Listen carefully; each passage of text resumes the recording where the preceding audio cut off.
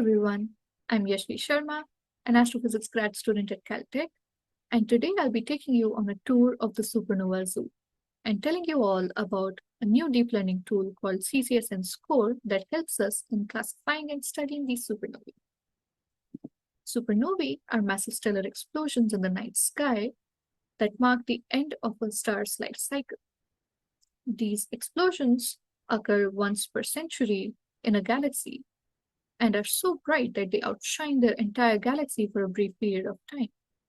But because there are so many galaxies in the night sky, we get to observe a lot of them and collect data with our telescopes to study them. In fact, just recently, ZTF announced that they finished observing and classifying more than 10,000 supernovae, which is quite a lot. But what does it exactly mean by classifying a supernova?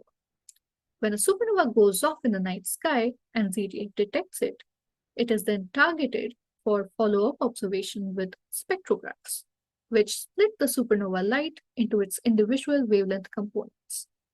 Now, these wavelength components, or the spectrum, can show us what types of elements are present in the supernova ejecta based on the emission and absorption lines present in the spectrum.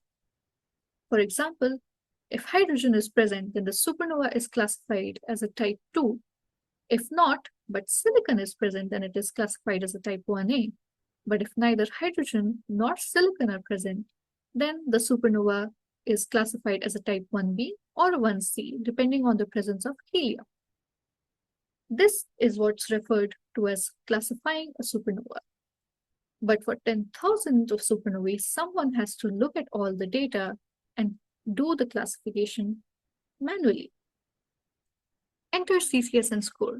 It is a deep learning tool for automatic classification of supernovae using just the spectral information.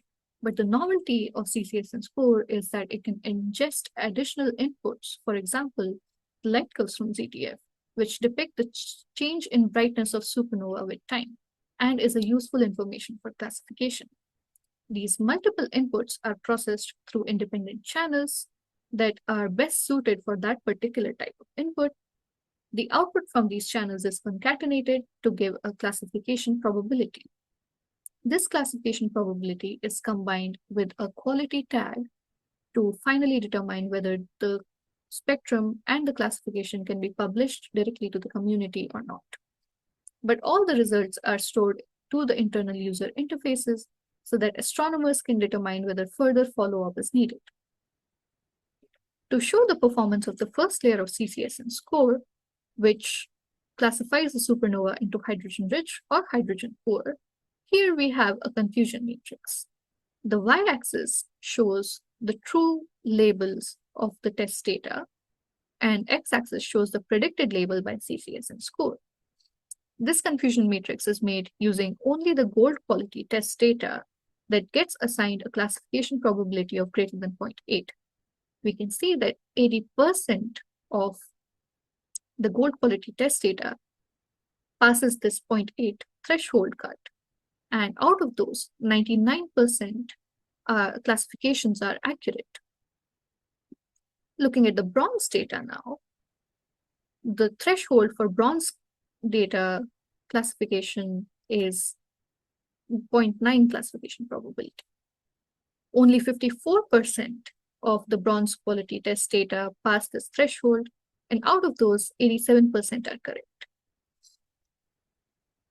Therefore, this shows that along with the classification probability from CCSNscore and the quality assignment, we can robustly and reliably send classification reporting to the public almost immediately for a lot of the data, which eases the work of astronomers and leaves more time to study the more interesting and peculiar supernova explosions. Thank you for listening.